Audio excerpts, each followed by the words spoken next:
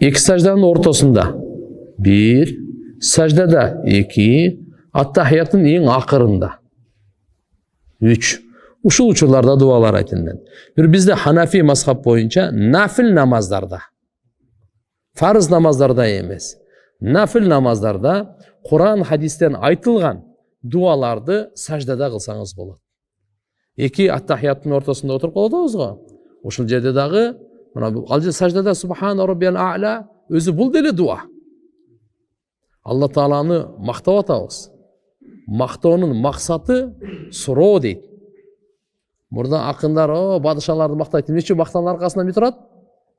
Таштаң буяка деген да. Алла субханаху ва таала биз мактабайбыз. Субхана роббиял а'ла. Булдан өткөн улуу мактоо жок. Алладан сураган эле турат ал. Peygamber sallallahu aleyhi ve sellem dışında dua etle. Subhanaka Allahumma Rabbana ve bihamdik dep misali. Olsa iki secdanın ortasında Allahumma gfirli varhamni ve afini varzuqni varfa'ni vecburni vahdini degen dualar.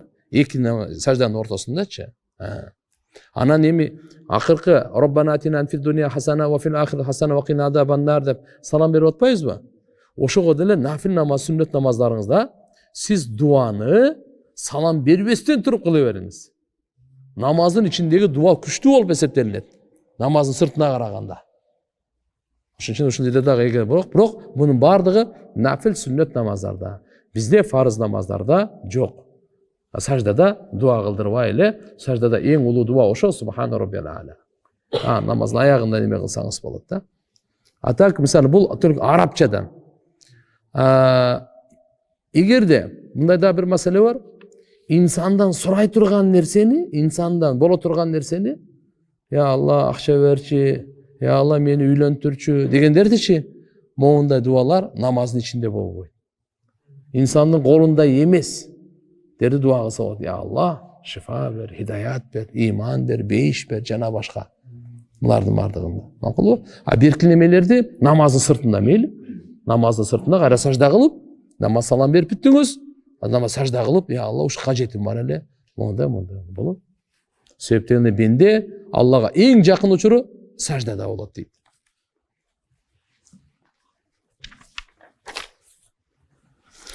Жолукчан аялдар жөнүндө да кайрылың кээ бирлер күлөт. Не деген экен? Кээ бирлерге жөнүндө кайрылың, кээ бирлер күлөт деп. Гүлгөндө көңүл бурбай эле пайгамбарларды деле шылдыңдаган. Адамдарды да бул. Буга эч нерсеге шылдыңданбаган адамдар жок азыр. Күлө турган болсо эч кыжалат болбоңуз. Кудайга шүгүр, алхамдулилlah. Эгерде сиздиге бирөө сиз ислам динде бир намаз окуп атсаңыз, жакшы иш кылып атсаңыз, бирөө көрүп күлүп атса, анын ошол деңгээли ошол. Ага теңелген ошо деңгээлге чөз да. Кереги жок.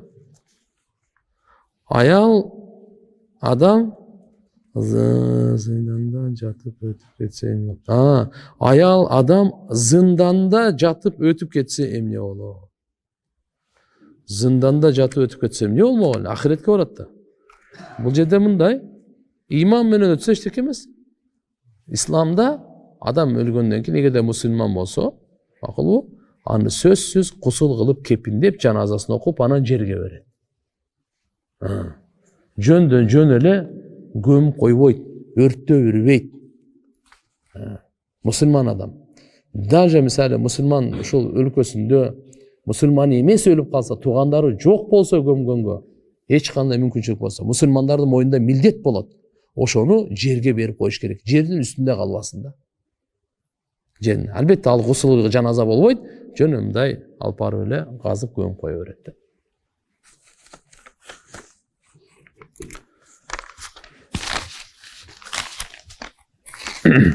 Мен балдарга сүннөткө отургузуп 3 күн той берип жатабыз. Ушул тууралуу айтып койсоңуз, динибизде, шариятыбызда кандай каралган? 3 күн той берилсе исрапкерчилик болуп кетпейби? Жок, той бир эле.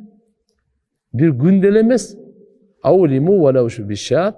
Бир кой союп той өткөрүп койгула деген. Бир кой союп болсун той өткөрүп койгула дейт.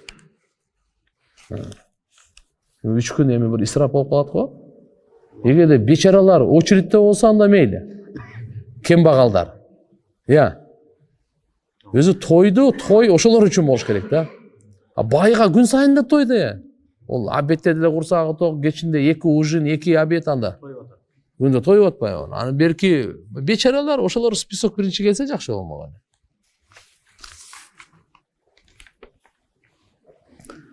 Айыл жергесинде көбүнчө кайнене келин мамилеси.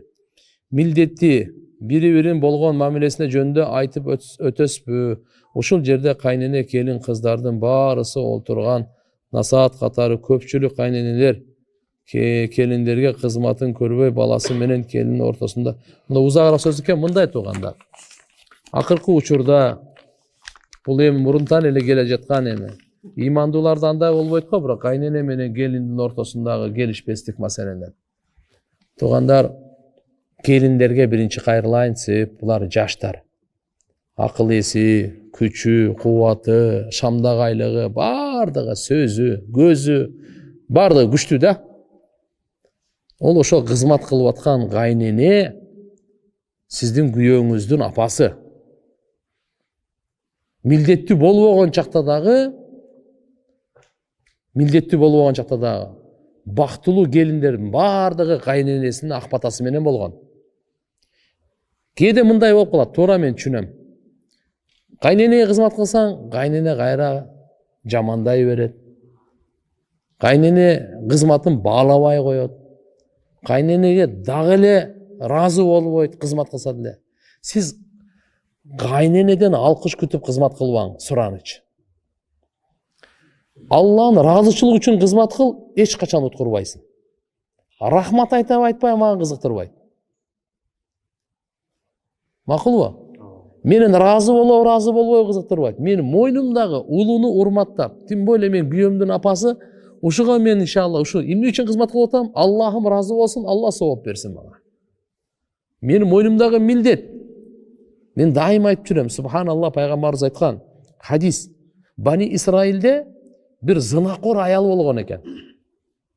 Зынакор. Ошол бир итке, өлөйүн деп калган ит, күн ысыкта чаңкап, суу жок, тилин чыгарып, өлөйүн деп калган итке ушуга райымдуулук кылып, ушуга суу берип, өзүнүн галошуна суу алат дагы, ушу суу берип коет да ушу итке.